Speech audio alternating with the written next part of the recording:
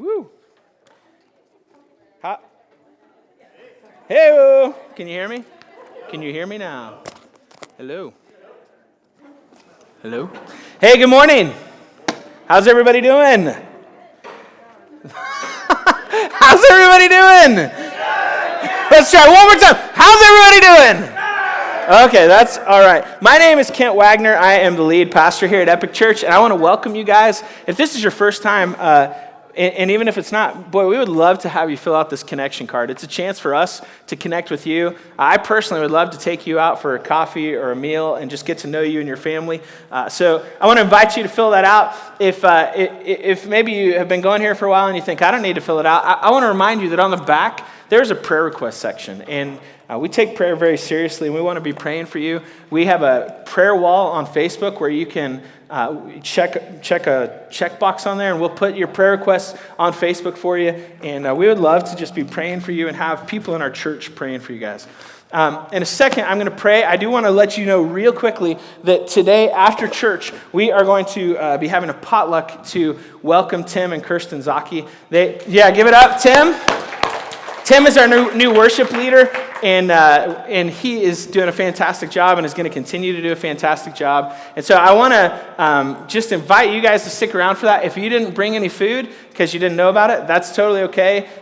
We'll just divvy it up, and we'll all have like little portions and eat. I think there should be plenty. So everybody, be sure to stick around, get to know Tim and Kirsten, and we really also want to use that just for us to hang out and get to know each other a little bit better. Everybody good with that? Yes? Okay, let me pray, and then we'll get into the message this morning. Father, I am deeply aware of my need for you.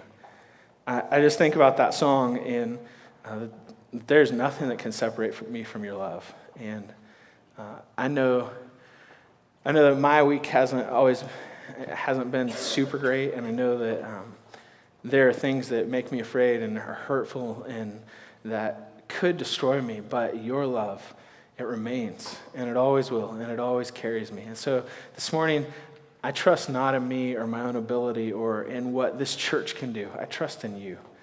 Father, I pray that this morning you would use your word to penetrate all of our hearts and to change us and to make us more into people who are like you. Love you, Jesus. It's in your name that I pray. How many of you have tried your hand at raising chickens? Anybody in here? Yes, we have a couple people. Yeah, all right. How many of you have tried your hand at eating chicken? Yes? Good, right? Chickens are good. Everybody loves a good chicken. I used to have a buddy who ran a chicken farm. Have you ever seen one of these? The chicken farms. It was in Joplin, Missouri, and so in Kansas, when you have a farm, it's like thousands of acres of open field, and can you turn my mic down just a little bit? I'm getting a little feedback. It's thousands of acres of open field, and you have wheat, and you eat all these corn and all these crops that are growing, and farmers go out and they harvest them. In Joplin, in that area, there's all these rocks and trees, and so instead of doing these huge farms, what they did was they would clear a piece of land, and they ended up, a lot of them, farming chickens and poultry and turkey and all these different types of poultry, I already said the word. And so I go out with my buddy, and we're hanging out at his house, and he's like, you want to go out and see the chicken barn? And I was like, yeah, sure. I'm used to the big red barn, right? I mean, you've been in the big red barn. Have you ever been or seen one of these chicken barns? They are like a football field long. There's like high ceiling in there. There's fans and stuff going on. And when you walk in, there are a billion chickens, and they all scatter for you. And you walk through, and you feel like a king. You're like, what's up, chicken? Get out of my way, you know? And you're walking through. And so we're walking through there and talking, and we get into the middle, and he starts to tell me about chicken, like the nature of chickens. I don't know if you've ever learned about the nature of chickens, but they have this thing that they do. When one of them is weak or wounded or maybe just kind of, he's the nerd with the braces or what, I don't know what, like how chickens choose this. Sorry if you had braces growing up or if you currently have braces. I don't know how chickens choose it, but they do this thing called feather picking. And what they do is they pick on one chicken and they start to peck at it and they pull its feathers out. Have you ever heard of this? And they will literally sometimes peck so many feathers out of a chicken that they will kill that chicken, and they can even cannibalize the chicken and eat it. Is that crazy? He's telling me this, and I start looking around at all these chickens, and I realize they all have like red glowing eyes, and I'm in the center of them, and they start to like close in on me, and in the movies when everything like starts to close, and it's like closing in, and the roof is getting smaller, and I like start backing up to get out of this place, because I'm looking at them, and I'm thinking, I'm the weak guy. I look really good to these chickens right now, and all of a sudden, the tables have turned, and they're going to be eating a leg of Kent tonight. And I thought about this idea of how chickens peck each other, how they just rip each other to pieces. And I thought, I don't know if you have experienced this, but I personally have experienced it. It's not just a chicken phenomenon. We as humans do this all the time to each other, right? We peck at each other and we pick at each other and we try to. Let me give you an example. Maybe you're at work and you bring a project to the table and you're like, here are my ideas at it. And there's that one guy, who every single time you have the brilliant idea, he's like, oh, that's dumb. And he always has some like snide remark to say about your idea. Have you worked with that guy before? And he pecks at you and he pecks and he pecks. Maybe for you, it is your in-laws. Anybody have in-laws in here? Oh man, you know what this is? Your in-laws, like they're constantly making little remarks about how you parent your kids and what you're doing with them, and you're just like, all right, and you just put your head down and you go through it, right? When you walk through that, you just put your head down. Some of you are sitting next to your in-laws and you're like, no, I don't know what you're talking about. I don't get it. Some of you, let me take you back to your childhood, or maybe for you, this is the kids in your back seat. Do you remember this game where you'd put your finger right up against your brother or sister's eye, and you say, I'm not touching you, right? You remember that? Like, I'm not touching you, and your dad's swatting at you, and he's like almost wrecking. You can't stop or I'll pull.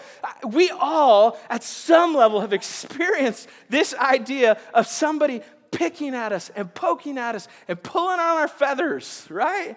You get it? You got a little chicken going on inside of you? You see, one of the things that I know about this phenomenon in the human world is that the closer the relationship, the deeper the wound. Some of you have experienced this at a level that is so deep, it has literally changed your personality and who you are. You're not quite as fun and bubbly as you used to be. Some of you guys, you come home from work and you literally park down the block for about 20 or 30 minutes because you know the instant you walk through that door, you're going to get somebody just going at you. Why haven't you done this? Why did you leave it that way? Why can't you just get it right for once? I'm tired of being your mother too. And so you park a block down the street and you sit there and you're like, just 20 minutes of peace and quiet. And then you come home. Some of you women, you've experienced your husband making little snide remarks about your weight. And he says things that cut you to your core. Sometimes it's not even to you. You're sitting there, you're watching a movie, and he says something about how beautiful some woman is on TV. Or you're at a beach, and he's like, woo, woo, woo, look at that. And you are cut to the core. You're cut. Because your husband, whether he knows it or not, he's picking at every feather on your body. And you don't even feel good about your body. Some of you are kids, and your parents, they don't seem to understand you, and they come at you all the time, and you can't ever be good enough, and you can't ever do anything right. Some of you were that kid. Anybody in here was that kid? And it was like you tried, and there was a point in your life where you just gave up because it didn't matter what you did, your parents were going to pick on you. Some of you kids don't even treat your parents with any respect. And you know how to cut like a knife to the heart of your parent, and you will say things that destroy them. Just destroy them. You see, what I want you to realize is that the closer you are in a relationship, the more damaging and wounding this kind of picking becomes.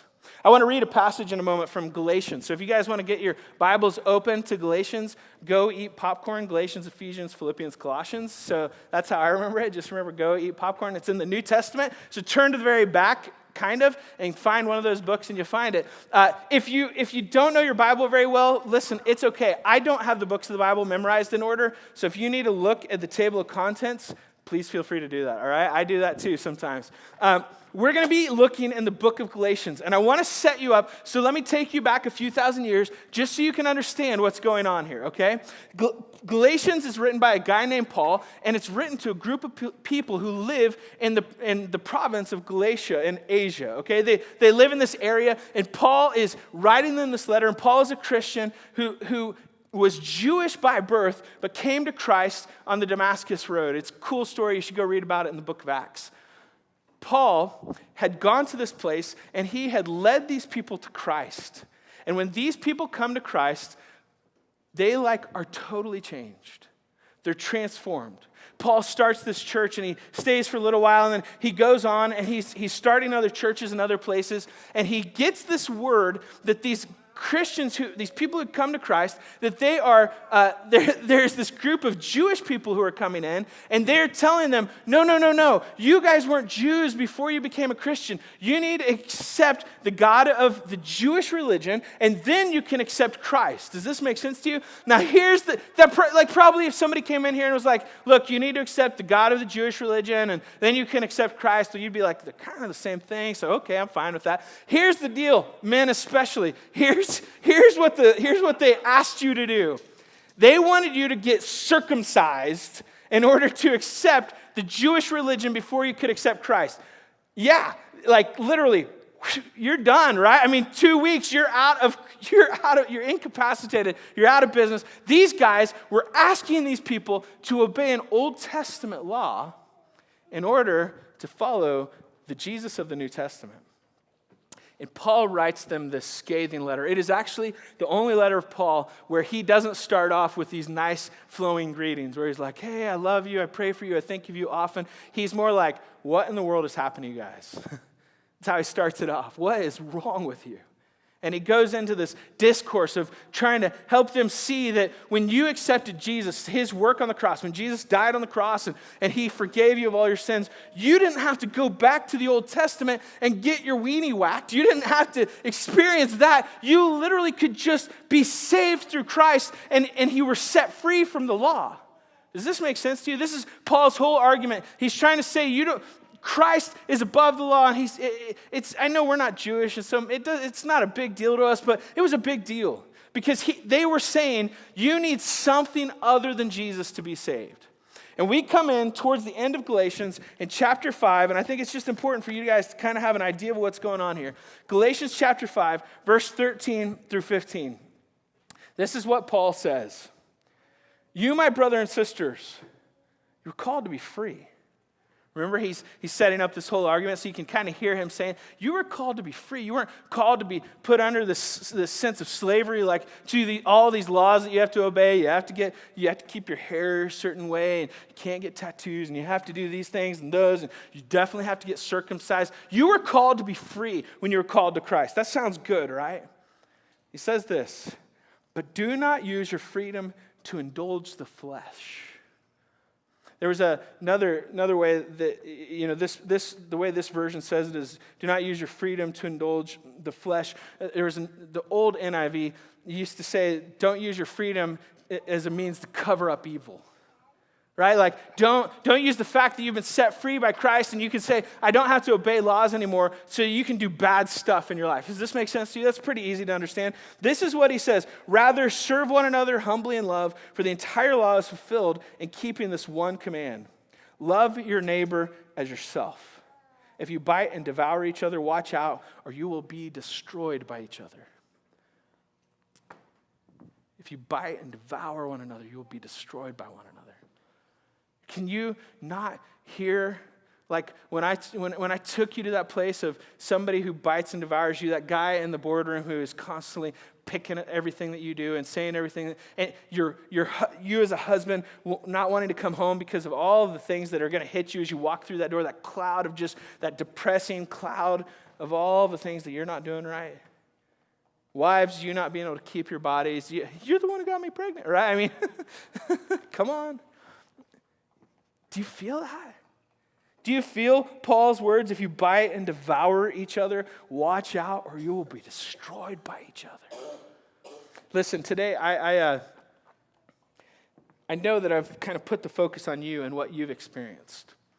But I found that in the church world, it is an easy thing for us to judge everybody else and to say, that's right, my wife has the problem. That's right, my husband has. That's right, it's my boss. That's right, it's my parents. It's my kids. It's easy to put the focus on everybody else and to forget about the fact that maybe, just maybe, you might have a problem with this too. Now, I could be wrong. This could just be me who has a problem. So I came up with a little test to give us, okay? So in a moment, I'm going to give you guys a test, and I want you to answer these questions, and I want you to give yourself a 1 if you can answer yes, and a 0 if you can answer no, okay? Is everybody good with that? All right, so here's a sample question for you. It's not up here. Here's a sample question for you. Kent is the best-looking person I've ever seen in my life, all right?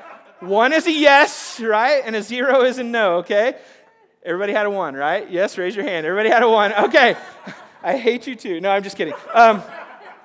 My kids would say you shouldn't say hate, and they're right. So here's the first question. These are a little bit more serious than that one. Here's the first one. In the past week, I have said something hurtful to someone.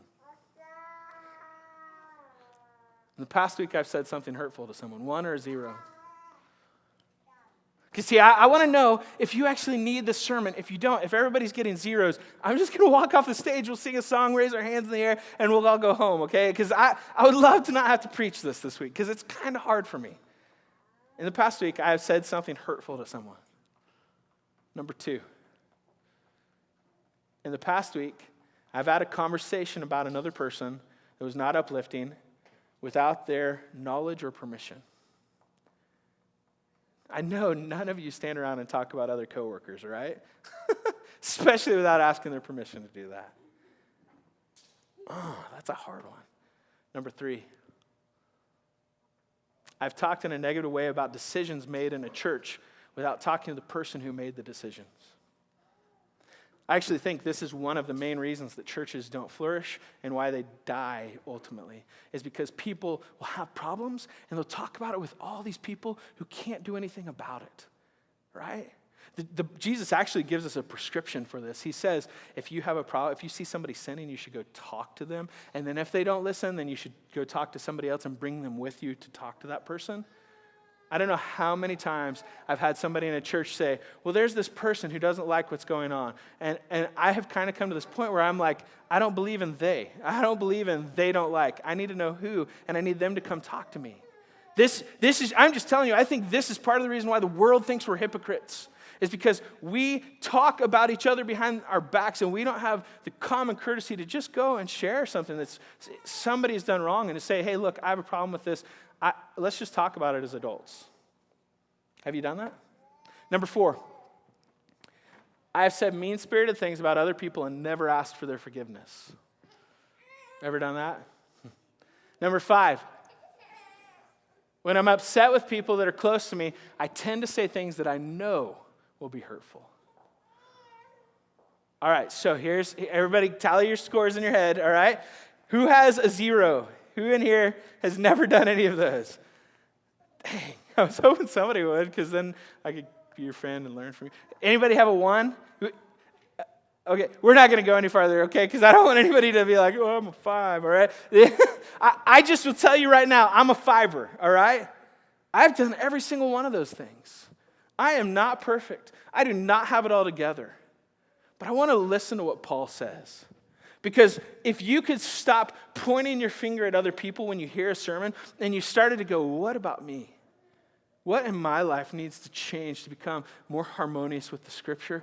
Boy, there could be some serious change inside of us. So listen to what Paul is about to say to us, okay? This is what he says, verse 16. So I say, walk by the Spirit and you will not gratify the desires of the flesh. For the flesh desires what is contrary to the Spirit, and the Spirit what is contrary to the flesh. They're in conflict with each other, so that you are not to do whatever you want. But if you are led by the Spirit, you are not under the law. This concept of flesh and spirit, just if you don't understand it, he's basically saying the flesh is kind of that piece of you that it's just who you are in your natural sense. I don't know about you, but like in who just can't, at my base level, I want to do what I want, when I want, whenever I want. You know what I mean? Like I just want to do whatever I want and whenever I want it, and I just want it to be about me. I don't really care who it hurts. I don't care who I'm messing up. It's kind of like this. How many of you have kids in here? Have you ever heard this question? How many of you had to teach your kids to be bad? Yes? Right? Did you ever have to teach them to lie to you? My daughter, Piper, she is the sweetest little girl, but she is so good at lying. Like I think it's because she doesn't really know that it's bad yet, and so she'll just kind of say it. She can just say it straight-faced and totally, and you'll be like, look, my dad had this trick where he'd say, look me in the eyes and tell me again. And I could never, I'd like look him in the eyes and I'd be like, my brother broke the picture. And I could not do it. I couldn't look at, I thought he had magical power lasers coming out of his eyes because I could not look him in the eyes and lie. And so I tried it with Piper. I was like, Piper, tell me who stole the Barbie from your little sister. Peter did it. And I don't have the lasers. It did not come genetically down to me. I don't know what happened. She totally can just look you in the eyes. And I didn't have to teach her that. I didn't have to teach her how to be bad. I didn't have to teach her how to lie. I didn't have to teach you don't have to teach your children to steal or be deceptive, do you? You see this part of our flesh that says, I want what I want, when I want it, and I don't care who it hurts. It's a very real part of you. As you become an adult, you become very savvy at this, don't you? You can justify and you can make it okay and you can make it seem like it's somebody else's fault, whatever happened. But ultimately, most of us, day to day, live in this world where we try as hard as we can to get what we want when we want it. And we don't really, at a real level, care who it hurts. This is ultimately the problem of sin in the world. That we are destroying each other one person at a time. And what Paul says is that there's this substance that is directly opposed to the flesh. It is the Spirit of God in you. It is the Spirit of God in you. And he says literally that these two things can't coexist together. For the flesh desires what is contrary to the Spirit, and the Spirit what is contrary to the flesh. It's kind of like oil and water. My wife made this fantastic teriyaki chicken last night, and she makes this marinade, and it has soy sauce and all these things, and then it has oil in it, and you can shake it as much as you want, but at any given point, that oil and that water begin to separate, right? You've experienced this, science 101. Oil and water, there's different viscosities and other sciencey stuff. I'm a pastor, so let's be honest. I have no idea. I just know it doesn't work, right? I mean, oil and water, they separate. They don't work together. They oppose one another. They can't occupy the same space. And this is the truth of the Spirit in your flesh. You are either living in your flesh, doing whatever you want, whenever you want it, and not really caring about who it really hurts. As long as you can get away with it, you're okay with it, right? Or you're trying to live by the Spirit. And I want to read you what Paul says about these two things, and then we're just going to kind of close. This is a short message today. This is what he says in verse 5, 19 through 26. The acts of the flesh are obvious. The acts of you wanting what you want when you want it and not caring about who it really hurts are obvious. There's sexual immorality. There's sexual immorality. Ladies, do you read those books that are super... saucy? Do you? Do you choose that kind of false romanticism over actually engaging your husband? It's pornography. It's just a softer version than what your husband might be looking at. Men, are you looking at that stuff? Listen, I'm not saying I'm not a guy and I don't struggle. I'm saying that these are things of the flesh. I want when I want it and what I want when I want it, and I don't care who it hurts. Have you not experienced this? This is the reality of it. Paul is so right on target. Sexual immorality. Are you flirting with people that you shouldn't be flirting with? Are you talking to other men and there's just no reason for you to be talking to them because they're not your husband, and you are having an emotional connection with them that you don't even have with your husband? These are objects of the flesh. Impurity and debauchery. Debauchery is like just going for what, it's like the ultimate of whatever I want when I want it. It's just like, I don't care who it hurts. I'm going to go party. I'm going to do whatever I want and not care about how it affects anybody else. I mean, it's just like you're just throwing everything out the doors. And you're just doing whatever you want. You don't care anymore. Idolatry and witchcraft. Hatred, discord, jealousy, fits of rage. Anybody in here have the fits of rage? You don't have to raise your hand. Maybe you want to punch me right now. I don't know. I mean, like, you just explode, and you don't know. Your kids, like, all run away when they hear you coming. They're like, Dad's mad, or, Mom's going crazy. She's going to, like, cut somebody's head off. And you just, and you turn into the Incredible Hulk, and you're green, and you have cool muscles, but that's about it. And you're destroying everything. And then you come back, and your rage is gone, but all the hurt has been left. The flesh. It is so, do you see, like, in the moment, the flesh can seem so fun, so engaging. Sexual immorality, let's just be honest for a little bit. There is like a tinge of it. You wouldn't do it if it didn't make you feel good for a little bit, right? You wouldn't engage in these things. You wouldn't allow your anger and hatred to rise up inside of you if it didn't get you what you wanted. How many of you, when you're on the phone with somebody, you just know that you can, like, you're on the phone with that agent, and they're like, I'm sorry, ma'am, it's going to be can I just let me, you know that you can turn it on, don't you? And you can get what you want. You can push people around with your rage and your anger and your flesh. Whatever happened to that being a real person on the other side of a line who really has feelings and really cares? And do you get it? I don't think we think about the consequences of living in the flesh. I don't think we think about it at all. Listen, envy, drunkenness, orgies, and the like. I mean, you think you live in a bad society? Paul lived in a society where orgies were just okay. It was just part of what, like, the elite did. Our society, I think, is kind of going that way. But, I mean, it was a society that just totally popularized these things. And this was how people lived. They didn't care. They literally would take babies out on hillsides, and they would just leave them there, and they would expose them if they didn't want them. And they'd leave them on the hillside for an animal to come and eat them. This is the society that Paul is writing to. He's saying, the acts of the flesh, they're obvious. How many of you have experienced this? You had a parent that was a drug addict, and you had come home with them passed out on the floor with a needle beside them. I know that that's a reality in here. How many of you have been hurt by the acts of the flesh over and over again, and yet you and I continue to live in them over and over and over again, and we let our rage rule us? And we let our sexual addictions control us. What's the answer? How do you and I change the way that we live so that we're not pecking feathers and picking at every single person and hurting people around us because we're just living in our own flesh and doing whatever we want, whenever we want, and we really don't care who it hurts? How do you change? Listen to what Paul says. He says, but the fruit of the Spirit. Remember, he said the Spirit and the flesh, they're opposed to each other. They're like oil and water. The fruit of the Spirit is this. It's love. It's joy.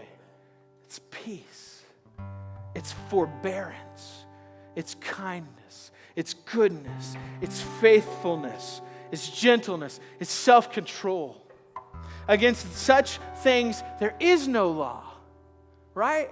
Like, you have laws against all those other issues, but there's no law. There is no law against these fruits of the Spirit. Those who belong to Christ Jesus, they have crucified the flesh with its passions and desires. Since we live by the Spirit, let us keep in step with the Spirit. Let us not become conceited, provoking, envying each other. You don't win over the fruit of the flesh. You don't win by trying to be a better person.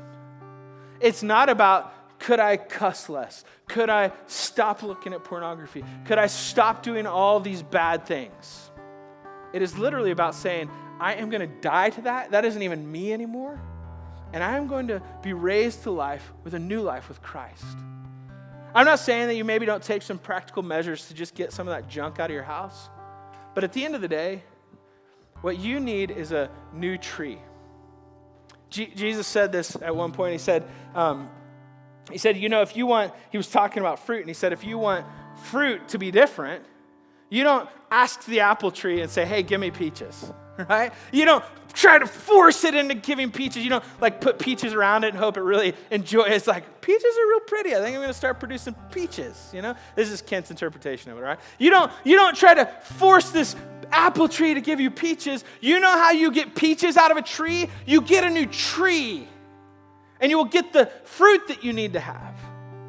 If you are experiencing the battles of the old flesh, it may just be that your rage isn't something you can control. It's something you have to die to.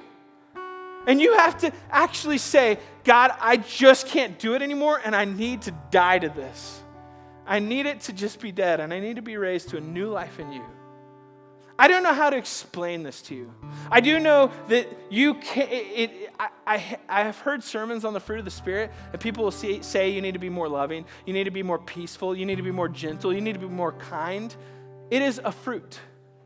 And fruit is produced directly from the root of what you're connected to. And so if you are connecting all the time to this world's media sources, I'm not saying TV is bad or movies are bad or news are bad, but if that's your connection, if that's your root, you're going to produce that fruit. If you're connecting to the God of the universe, if you are devouring his word, if you are spending time praying to him, saying, I don't know what to do in this life, I need your direction, I need to hear from you. God, I'm facing all these decisions and all these problems and all these issues. If you're not connecting to the root, your tree will never be different, and so your fruit will never be different. Man, some of you think that because you stepped across the line at one point, and you just said, okay, I believe in Jesus, and you intellectually assented to that now you just have to work harder and you'll be able to get to the point where you are a good Christian. I don't think that's the case at all. I think it is that God, the Holy Spirit, works inside of you, and he changes these things from the inside out. This morning, I want to invite you, if you're somebody who looks at yourself and you say, I have just been hurting people. I have been living, I may claim Christ, but I really live my life for myself. I want to invite you this morning to just do some business with God. In a moment, we're going to partake of communion, and there's 2 trays up front, 2 in the very back, and there's some bread that you can take, and it symbolizes, it represents Christ's body broken for you.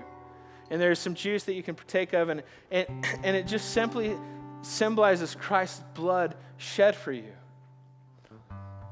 See, I think it's hard for us to die to ourselves until we really connect with the one who died himself for you and for me.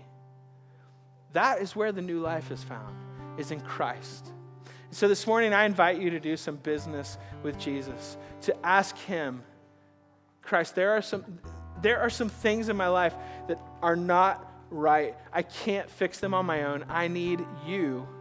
And ask him to do it. I'm so tired of watching Christians trying to fix this stuff in themselves. You're trying to negate the cross of Christ. He did not die because you can fix it. He died because you can't, and he longs to fix it inside of you. Stop. Just stop. Put it down. Put it down and let him redeem you. Let him fix you. This is the gospel. This is the good news. You can't do it on your own. But you can join a kingdom where he will transform you as you get connected to him. This morning,